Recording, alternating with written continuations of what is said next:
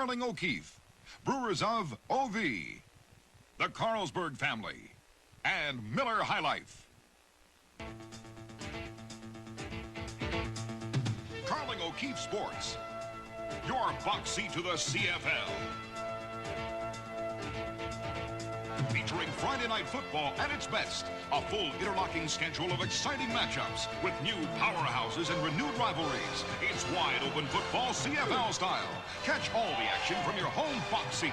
Carling O'Keefe Sports, bringing the sports world home to you.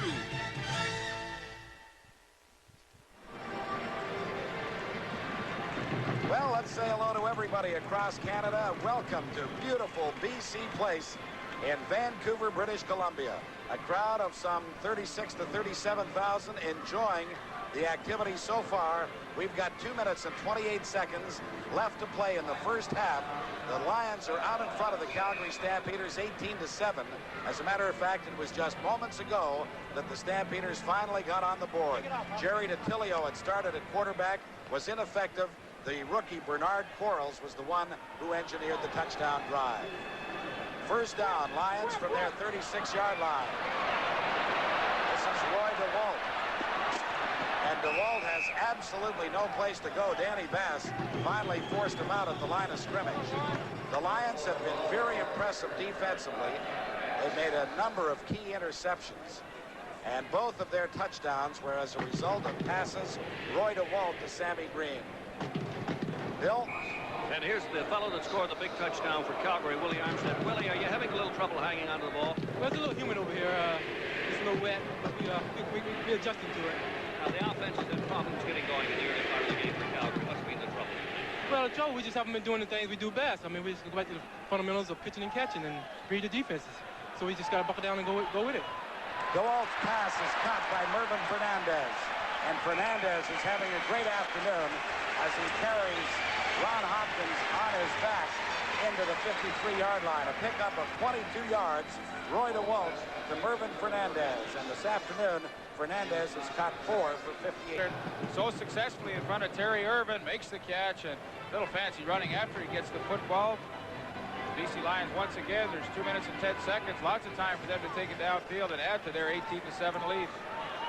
DeWalt's pass bounces out of the arms of Ned Armour. They rule it an incomplete pass. He was hit the moment that he received it. Ray Odoms was there to make the hit. There you see the blade coming up and laying the lumber on Ned Armour. It coughs the football up. But for those of you who just joined us, let's take you through the scoring. Early in the first quarter, toss in a Louis Pasaglia field goal, a single, and then another 20-yard touchdown catch by Sammy Green, 18-0. Calgary Stampeders finally come back with that touchdown reception to Willie Armstead for 18-7. DeWalt's pass is complete for the first down into the 36-yard line. The catch made by John Pankratz. Ray Odoms makes the stop, but the gain is 17 yards, and Pankratz, who had 18 catches coming into this ball game, now registers his 4th of the afternoon. Well, he's turned into an instant star for the BC Lions this season, getting a chance to be a regular in that offensive lineup. The second time they've worked that pattern, things out, a natural seam created for John Pankratz, and he makes the catch. A minute 45 left to go in the half. First down, Lions. The pass over the head of Pankratz, who incidentally is a pretty intelligent young kid. He was a Rhodes Scholar candidate coming out of university.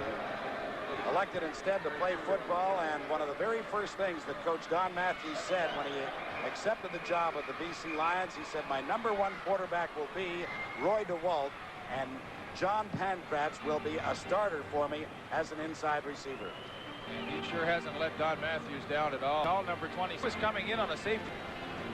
Boy, these defensive backs, the Stampeders having a tough day. Ron Hopkins with the sore knee, and now apparently an injury to Richie Hall. Richie Hall only stands 5'6". They tell me that he hits like a 6-footer, but it really is a disadvantage. As a matter of fact, Sammy Green's first touchdown was caught over his head because of the height differential. 6'1" for Sammy Green, 5'6" for Richie Hall. Incidentally, Roy DeWalt has completed 15 of 21 passes this afternoon to 4 different receivers, but the 2 big passes went to Sammy Green for major scores. You know, gentlemen, in this magnificent BC Place Stadium, an interesting point when we were here yesterday afternoon, you could see without any lights on. In other words, the roof, the ceiling itself, lets in sufficient light that you can read a newspaper or whatever you want to do. The lights are on now for the game, but it's not absolutely necessary because you have such a light ceiling, and it just makes for a great stadium, and I think without question, and you two will agree, the finest stadium there is in North America today. You see, Bill, from that shot there, the lights are all strapped to the ceiling of the stadium, and sometimes, though, as a receiver, you can lose the ball up in those lights. Flags are down as the whoa was just drilled. James West was in there. The Stampeders may have jumped. I guess, Leaf, it depends upon who the receiver is. Tom Forsani was saying it didn't bother him a bit. Well, maybe I was thinking if I was playing, because I had a walk. Now, on the I field. wasn't inferring that. You know that. You know, I'm going to tell you something, though, about this stadium. It really is a paradox. This is a beautiful day in Vancouver. Last year, a beautiful day like this would have meant an extra 5,000 or 6,000 fans for the Lions. Today, because it's so nice and because of the tremendously beautiful setting here in Vancouver, a lot of people have opted not to come to the ball game. Well, you know that there are 150,000 people, I was just told, at a sandcastle competition at White Rock, which is about 30-40 miles south of Vancouver. And they tell me that English Bay and all the beaches are just absolutely jammed because they haven't had too much hot weather. But when you get the warm weather in Vancouver, it is paradise. Well, I'll tell you one thing. We were out on the water yesterday with our pal Frank Wrigley, who's with us in the booth today. And it was truly one of the great days of my life. It couldn't have been nicer. Riggs was, as usual, great host. And so is his wife, Donna. We sure appreciated it. Hopkins takes the punt. And with a good little deke, fumbles the ball out of bounds at about the 23-yard line, so the Stampeders will maintain possession.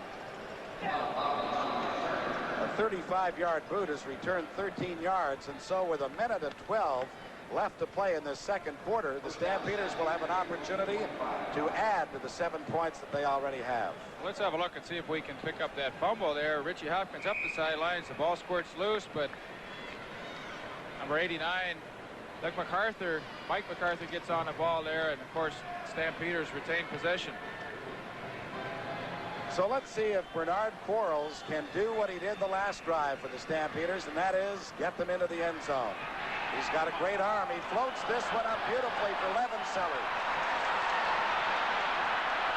And Levenseller is inside the 40 to about the 38. Nelson Martin, the Seneca College grad in Toronto, was there to make the stop. 47 yards the pickup. What a great throw by Bernard Quarles. Steps up in the pocket, and I really like the delivery he gives here. Mike Levenseller working free in behind number 17.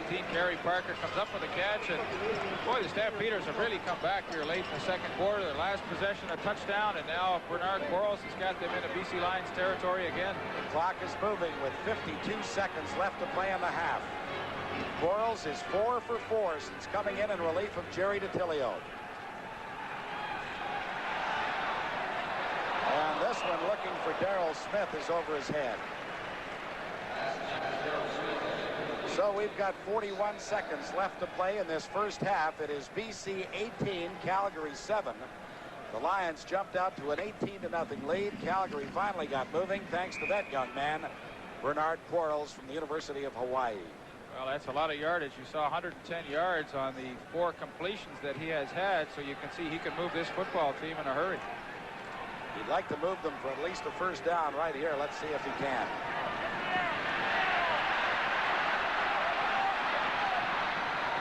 Looking for Rob Forbes, and it's over his head. Nelson Martin on the coverage for the Lions. Quarles was under tremendous pressure, was able to get away from the pressure and floated the ball down to Forbes, but just over his head. So that'll bring J.T. Hay out onto the field. See if he can narrow the BC lead to 8 points. I have to tell you, this is really a thrill being in BC Place. It's just a magnificent structure. If you ever have an opportunity of coming out to Vancouver, you must make it a point to drop in to see this facility. And most of you weren't with us at the top, but we can tell you that head coach Don Matthews says it really does a lot for his ball club. They feel they've made it to the bigs when they walk in here. The field goal by J.T. Hay is good from 45 yards out. And so with 27 seconds left to play in the first half, It is BC 18, Calgary 10, and we've got a ball game. All right, I like that field goal by J.T. Hay. That's a long kick, and he's got them right back in the game, 18-10. And as we suggested, Bernard Quarles is really coming through for the ball club. Coming in the second quarter, he's done a good job, got them 10 points, and right back in the thick of things. If you missed the score from Montreal earlier this afternoon, it was Winnipeg 30, Montreal 25. A moral victory, if not one in the won and lost column for the Concord, because they trailed badly at the start. But they came back to make it a ball game. John Henry White. And he gets out to about the 37 or 38 yard line as the Lions appear content to run out this clock. Rick Klassen leaving the field of play with that ice pack on his injured right ankle. That's a big loss for the BC Lion defense, because that means they have to bring an extra linebacker to the game, Kevin Konar, and go with that three-man defensive line, which I'm sure they don't want to do. They get a much better pass rush with Klassen in there. Well, they had already lost their defensive tackle, James Curry, prior to the start of this ball game. Brent Reset went in to replace him, and now with Rick Klassen out of there, that means half of their starting front four out of the ball game. So we've got a timeout called by the Stampeders. It'll be second down, 8 yards to go for the BC Lions from their 37-yard line. Clock is stopped with 21 seconds left to play in the half. We've had a couple of pass interceptions by Bernie Gleer and one by Tyrone Cruz for the Lions, and that was instrumental in giving them excellent field possession most of that first part of the ball game. Jack Goda talking things over on the sidelines. He's got to be a lot happier now than he was about 6 or 7 minutes ago, because it looked like it was a blowout coming. Well, some people have suggested that Jack Goda's job is on the line with the Stampeders. They haven't been pleased with the performance of the club so far this season, but in the second quarter now the offense getting on track a little bit, and they're back in the ball game now. If they win this ball game, they're tied for first. I don't know why anybody would be putting the heat on Jocko, but anyway, Bernie Morrison makes the stop, and it will force the BC Lions, with 18 seconds left to play, into a punting situation, unless they elect to try to hang on to the ball, which of course they could do with 18 seconds left. Well, they can. The Stampeders only have that one timeout, and when the referee signals the ball into play, they have 20 seconds to put that ball into play, and Roy DeWalt, I'm sure, will just take the football, kneel down, and end the first half.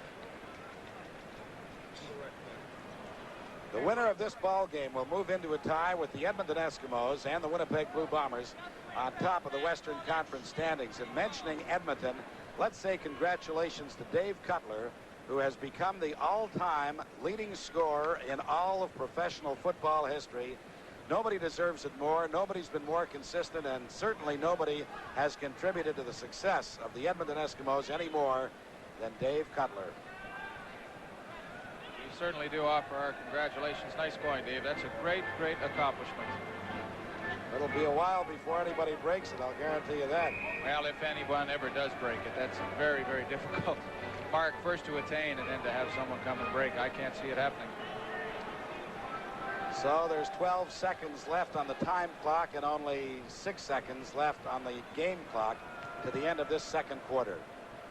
DeWalt will take the pass from center, just go down and ground the ball. And the first half has come to an end with the BC Lions out in front of the Calgary Stampeders by a count of 18-10.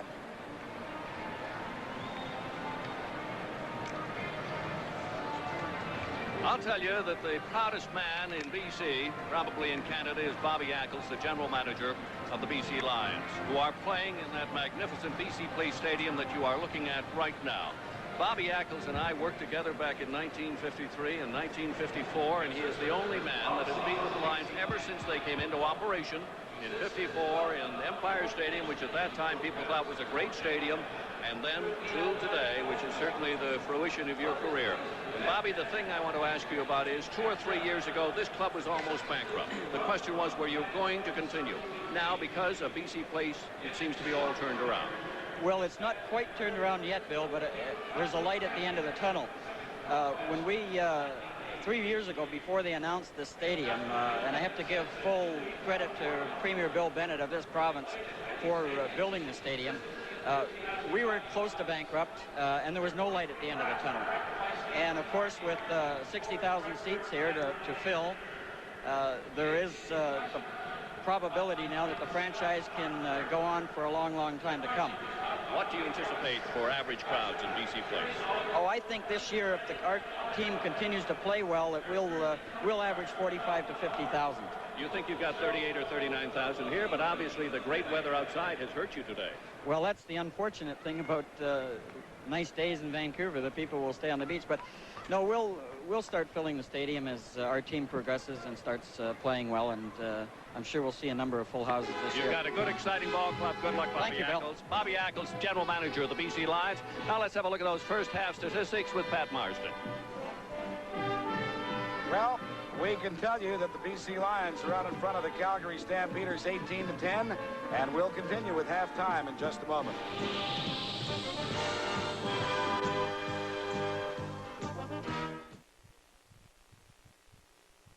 Canada's athlete of the half century, and rightly so, because he was so talented in so many sports.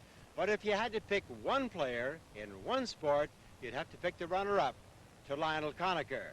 Now, this man was an outstanding football player. He made history in 1935 when he earned the name Twinkle Toes, and did it again in 1948, and he was called the Golden Ghost. Today, it's Fritzie Hansen. Fritzie Hansen was offered $125 a game in 1935 to play in Winnipeg, and he's never looked back.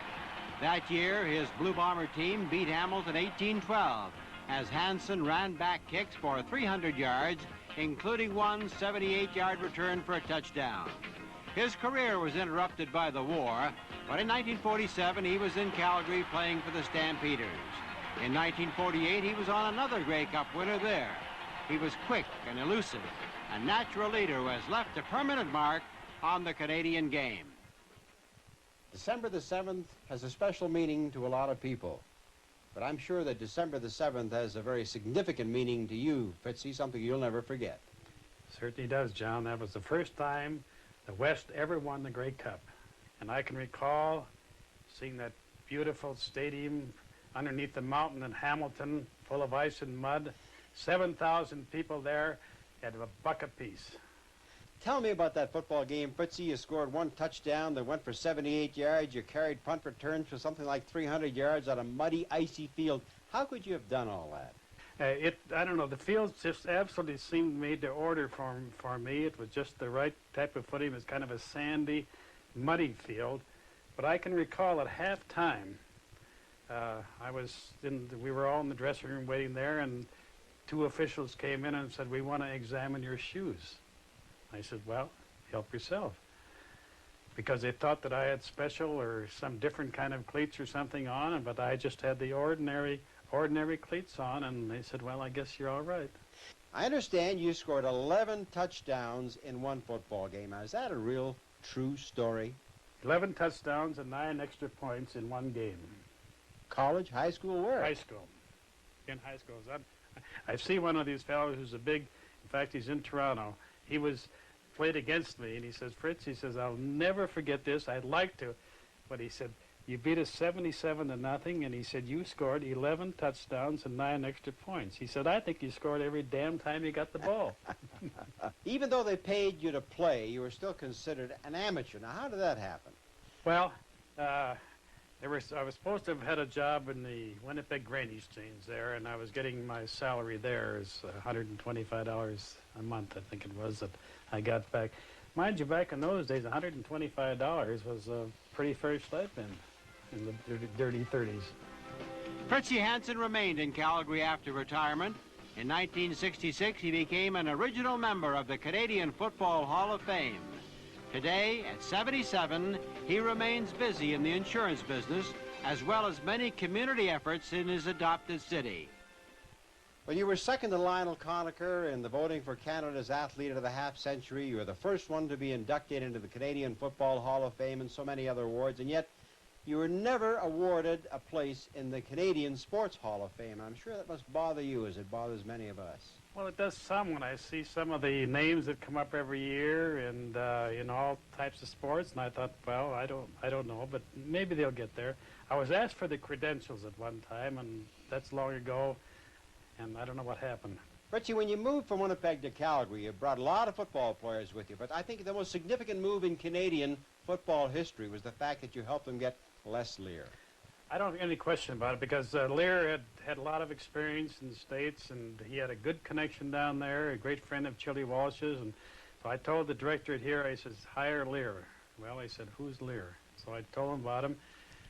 So they asked me to phone him, which I did, got Lear to come up here, and he brought in the defunct Honolulu Warriors like Woody Strode, Johnny Aguirre, and that bunch. I stole a few guys from Winnipeg, and man, that was some football team. You were on the executive level in football for a long time, but never became a director, and I wondered why. Well, I never really cared to be at the executive level. I was a director for a few years, but just as such, and I suppose I was kind of a renegade type of guy, and I think I knew probably more about football. I figured I knew how it should be run. A lot of them didn't agree with me. As a matter of fact, they fired me or left me off the director at one time. And I'm sure they'll all admit now, a lot of them say, geez, Fritz, we should have listened. You're in the Who's Who in Minnesota's Hall of Fame. You're in the Canadian Football Hall of Fame. Do you think you were well rewarded in Canadian football? Oh, very much so. I've been most happy, most successful, married a great Canadian gal, got some wonderful, wonderful friends. And football, having been an integral part of my life, it seems to go on forever, even after 50 years, John. Fritzie Hansen, a name to remember, yesterday in the CFL.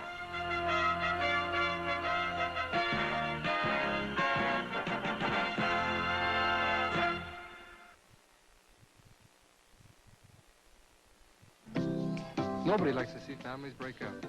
If you're like me, you'd do anything to help keep families happy and healthy. United Way funds many agencies in my town which help families facing marriage breakdown, problems with kids, alcoholism, debt, and many other troubles. We all feel good when families stay together, and that's one big reason why I support United Way. Hey, let's eat.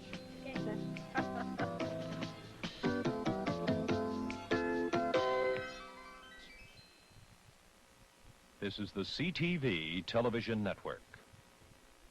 The best choices here on CJOH Cable 7.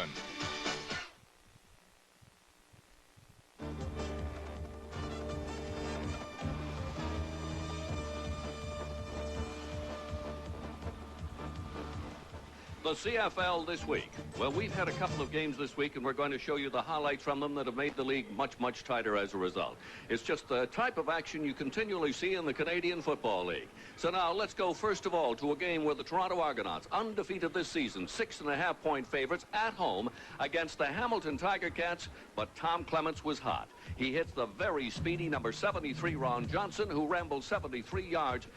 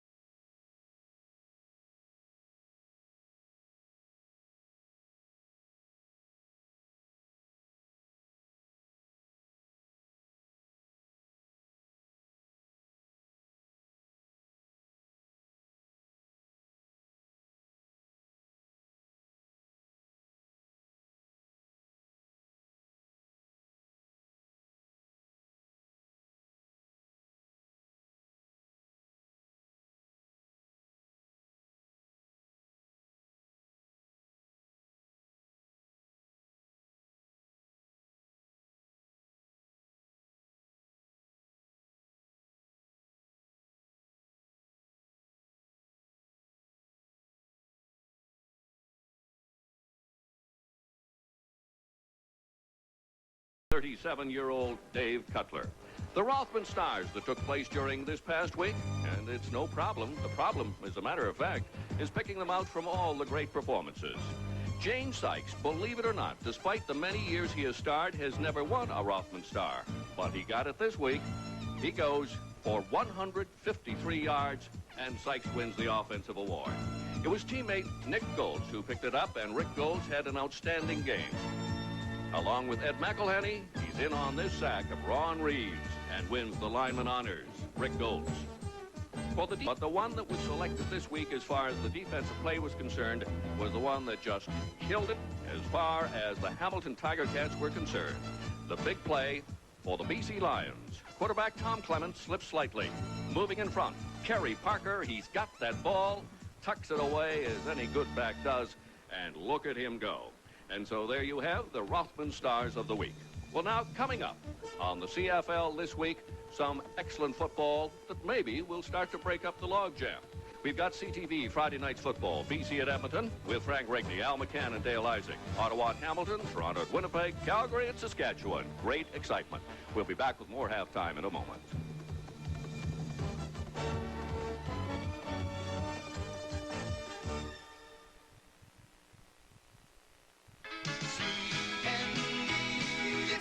This year, with Becker's Extra Savings Book, you'll have more fun at the X for a lot less. Pop into Becker's and get this $15 value for only $5.25. You get coupons for free food, plus over $7 worth of Midway tickets for only $5.25. Let's go to the X with Becker's. Let's go to the X. Becker's Extra Savings Book. It's a deal. It's the X. Be there on W5 for stories that touch us all. Be there Sunday nights on CTV for W5. Well, it's fun to be here in BC Place, and a good football game. A strange one, though, Leaf. It's like we've had two different games. BC dominated the first part, and now Calgary has come back. Absolutely. The BC Lion defense in the first half has just played exceptionally well, but the BC Lion offense has taken advantage of some opportunities that they have had, and I think the real star for them so far in this first half has been the play of their fine inside receiver, number 35, Sammy Green. A couple of touchdowns so far in this half, and Roy DeWalt has looked to him in the crunch. The first play early in the first quarter, Sammy Green working against number 27, Richie Hall. Richie Hall has his back to the football, cannot locate it. Sammy Green does. A nice 24-yard touchdown receptions to get the BC Lions off to a 7-0 lead. But really, I just said the BC Lions defense has played well, and well they have. 3 interceptions in the first half. The first one coming from number 7, Bernie Gleer, from the UBC Thunderbirds. In the lineup is that 6th defensive back, stepping in front of Darryl Smith. A nice catch, nice interception for Bernie Gleer, and just one of many big plays that defense came up with in the first half. Again, Jerry DiTilio really getting off to a bad start. We suggested he likes to come in a relief role. Today he has to start. He doesn't do a great job that time. Tyrone Cruz stepping in front. Watch him run. Boy, he looks like he was a fullback in high school way back. Jerry DiTilio finally forcing him out. But what that defense did was consistently give their offense good field position, and that's the fastest highlight I've ever seen in my life. But of course, was another interception by Bernie Gleer. I didn't realize he was that fast going down the sidelines. But well, you were talking about Tyrone Cruz, and he can move, but let's take a look here at Sammy Green again. Well, Richie Hall, you see number 27, he just trips and falls down, and Sammy Green won't get an easier touchdown this year. Nevertheless, he was in the end zone, did make the catch for his second touchdown of the ballgame. Bernard Quarles comes in the ballgame. He does a good job getting his club moving. A nice 2-yard touchdown reception by Willie Armstead. Willie, preceding that play, had made a long catch to set it up, but Bernard Quarles did a good job coming in off the bench. Well, this is the CFL on CTV. We'll have second half action in a moment.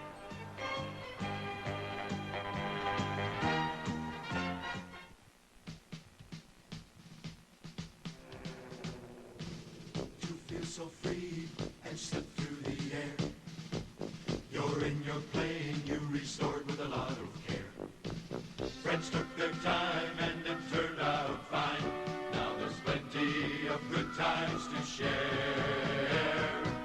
Make it a Carlsberg, make it a Carlsberg, make it a Carlsberg, my friend. Lions had 72 yards of offense, and Calgary had -3. So it shows you how the Stampeders have returned under the quarterbacking of Bernard Quarles. We'll see if they can keep it up in the second half. J.T. Hay will be kicking off for the Stampeders. But he has got to have some trepidation because looking him right in the eye and standing back at the 5-yard line is number 35, Sammy Green. Now, Sammy's not only a great pass receiver, but he returned a kickoff 112 yards against Hamilton last week. He can go the distance from any point in the field. As Don Matthews was saying yesterday, somebody said, why did you sign Sammy Green when he'd been cut by 8 different teams? He said primarily because he can catch and he's fast. So it doesn't matter what you did yesterday. It's what can you do today and tomorrow, and Green is doing it all for the BC Lions here early in 1983. J.T. Hay is set, and so are we. Crawford takes it at the goal line. And he might have been better advised to let Sammy Green take it because Crawford only gets out to the 15-yard line. And for one of the few occasions in this ball game, the BC Lions are going to start in a real jackpot. They are back at their 15 after the 65-yard kickoff by J.T. Hay. Miscommunication on that catch puts the BC Lions deep in the hole, and boy, that's, if you're a Calgary Stampeder, you'd like to see that happen early in this third quarter, first play. You like to have them deep in their own zone. Let's see what that defense can come up with. I know many of you have just joined us. It was 18-0 at one point for the Lions. It is now 18-10 as we begin play here in the second half. Roy DeWalt at quarterback, and he will be called on a time count violation. And boy, we have seen an awful lot of that in the CFL this year. It's very, very difficult to quarterback in this league because you only have 20 seconds in the huddle and to put the ball into play, as opposed to 30 in the National Football League. It's a great rule, though, Pat. It speeds up the game. No question about it. Super. The penalty is 5 yards, so the Lions are forced back to their 10, where it is 1st and 15. John Henry White, number 20, and Don Taylor, number 19, are the 2 setbacks for the Lions.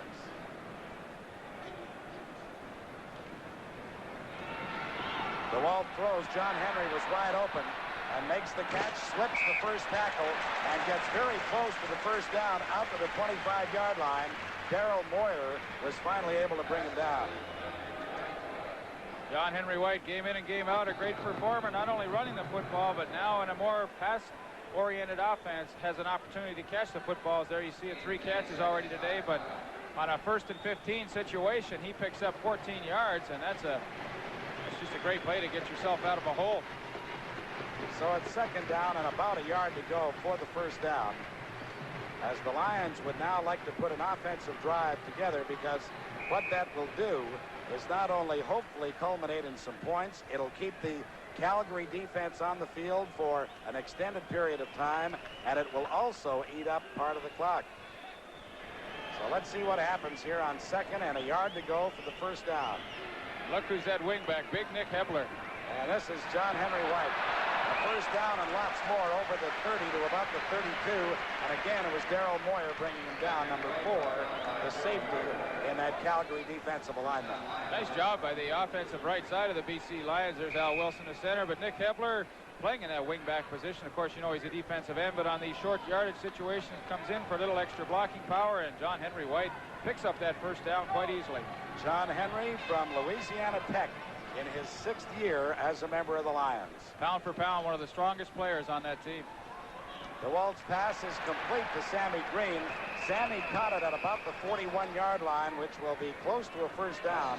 Richie Hall, the 5'6" inside safety for the Calgary Stampeders, was there to make the stop. Well, a lot of teams feel you can play ball control with the passing game. The BC Lions show you how they do it right now. Just a quick 8-yard out pattern to Sammy Green. Very safe play selection, good catch, and a nice situation. He picks up 9 yards, 2nd and 1. I'd like to be the quarterback calling those plays. Well, they started deep in their own territory. As a matter of fact, they started at the 10. They've worked it out to the 41. They gave to John Henry White in this similar situation, but this time they give it instead to Taylor. And Taylor has the first down for the Lions as their march will continue. And a very impressive march it is, as the BC Lions took the opening kickoff in this second half on their 15-yard line, have now marched it out to the 43, and 2 nice first downs in a row. Well, Well, the BC Lions got away from the kind of static type of offense they had in years past. They used to go with 2 tight ends. Now they go with the pro style in CFL play, 2 wideouts, 2 inside receivers, as John Pancratz makes the catch for another first down and gets into Calgary territory before he's forced out by number 46, Ron Hopkins.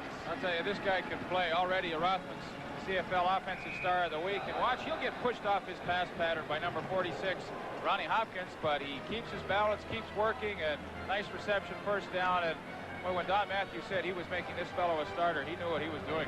Well, that's what he said. Pancratz is going to start, and DeWalt is my quarterback. Those have been 2 pretty good choices so far. That time, the ball was underthrown, looking for Sammy Green. Probably the worst pass that Roy DeWalt has thrown today, rolling to his weak side, which is the left side for a right-handed quarterback, and just, quite frankly, threw off his back foot. No chance for Sammy Green to make the catch. Well, DeWalt has specific receivers that he likes to go to. He likes to go to Pancratz. He likes to go to Mervyn Fernandez. He likes to go to Sammy Green and also to John Henry White. The other fellas haven't caught the ball. I'm thinking specifically of Ned Armour, number 8, who's the fastest man in that BC lineup. DeWalt's pass for Pancratz, and he just couldn't come up with it. Ron Hopkins was defending against John Pancratz. The inside safeties are Hopkins and Hall, and they have the responsibility to look after Pancratz and Green. That's why their names are mentioned so frequently on the telecast.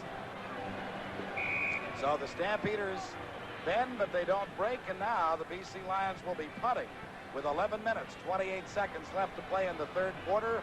BC 18, Calgary 10. You know, it's interesting, Pat, we talk about Roy DeWalt, and that was also one of the things that Don Matthews decided when he took over the head coaching spot. He said, Roy DeWalt is going to be my number 1 quarterback. A lot of indecision over the years of who was number 1 between he and Joe Pow, but DeWalt certainly has taken over the leadership of this club. Hopkins with the punt return for the Stampeders gets out to the 16-yard line, and that's where the Stampeders will start when we come back. The Lions lead the Stampeders 18-10, and we will be back in just a moment.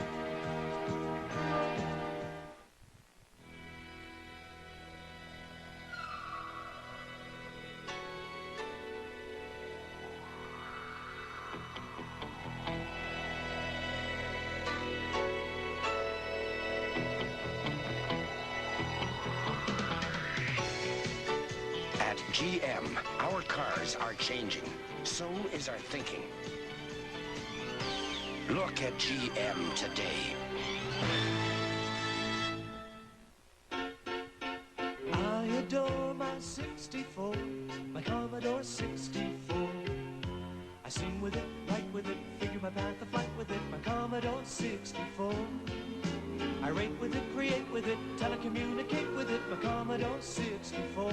64K memory at a price that will put a computer in every home, business, and school years before anyone ever dreamed. I adore my 64, my Commodore 64.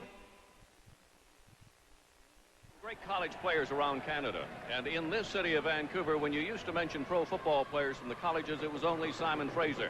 Well, now it is the University of British Columbia that is producing some great football players as well. 4 players in today's game, as a matter of fact. Bernie Glear, who has been a standout, and the reason is head coach Frank Smith, who has had a powerhouse at UBC.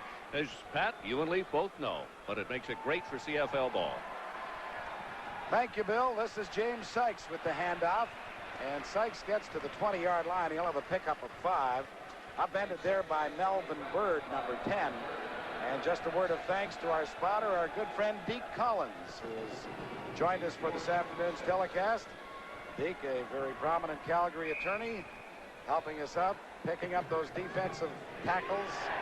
And as he pointed out there, Melvin Bird came through. Well, James Sykes had 152 yards on the ground last week against the Concord, and I'm sure in the second half they'd like to run the football a little more with him. 2nd and 5 for the Stampeders from their 20-yard line. Quarles, with a lot of time, had the ball deflected at the line of scrimmage. Mac Moore got his hand up in the air and just deflected the ball sufficiently that the pass could not be completed. Tremendous play by Mac Moore. If you're not going to get to the quarterback, can't make the sack or get the pressure, do the next best thing. Stick that big meat hook up there. Watch that. That pass could have been completed to Darrell Smith, but a nice play by number 78, Mac Moore, the fine defensive tackle. So that means that Mike McCagg will come into the ball game to punt. Larry Crawford, number 28, JoJo Heath, number 26, back to return it for the Lions, who lead it 18-10 with 9 minutes, 50 seconds left in the third quarter. End-over-end ball that is taken by Heath and then fumbled out of bounds at the BC 51-yard line. A 42-yard boot, and we'll credit Heath with a 3-yard return, even though he wasn't able to get the handle of it. Well, just a reminder that Dale Isaac, Frank Rigney, and Al McCann will be in Edmonton for what should be just a tremendous football game next Friday night. On Friday Night Football on CTV, the BC Lions and the Edmonton Eskimos, there's a possibility that first place could be at stake, because if the Lions win today, they'll move into a tie with the Eskimos and the Winnipeg Blue Bombers. DeWalt's pass, looking for Fernandez, and Ned Armour comes up with the deflection. That's the second time in this ball game that one BC Lion player has deflected it to another. Well, that just tells you that these BC receivers have total concentration when they're going down the field, because, as Pat mentioned, that ball intended for number 24, Mervyn Fernandez, over the middle. But number 8, Ned Armour, will come into your picture, picks up the deflection, never once takes his eyes off the football. That's just a great offensive reception. Ned Armour, a rookie from San Diego State University, gives BC first down at the Calgary 33-yard line. A good break for the Lions, a tough one for the Stampeders. Armour looking for his first touchdown of the year, can't come up with it, as Ray Odoms was providing the defensive coverage. You know, Pat, it's interesting. For years, there were very few teams in the CFL that would attack Calgary's fine cornerbacks, Ray Odoms and Terry Irvin. But today, it appears as though Roy DeWalt is not worried about them in the least. He's constantly worked Fernandez on those hook patterns against Terry Irvin, and now sending the speedster Ned Armour deep against one of the fine cornerbacks, Ray Odoms. So it is 2nd and 10. Lions from the Calgary 33-yard line.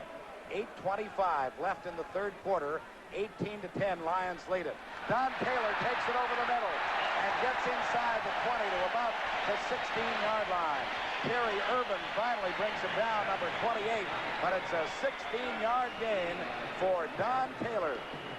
Stampeders trying to apply some pressure to Roy DeWalt. Come with the all-out blitz. Darryl Moyer has to pick up Don Taylor out of the backfield. Taylor, nice reception, gets the first down. Very impressive march Roy DeWalt put together here in the third quarter. Taylor, originally drafted by the Ottawa Rough Riders, has been with the BC Lions and now playing a prominent role under coach Don Matthews.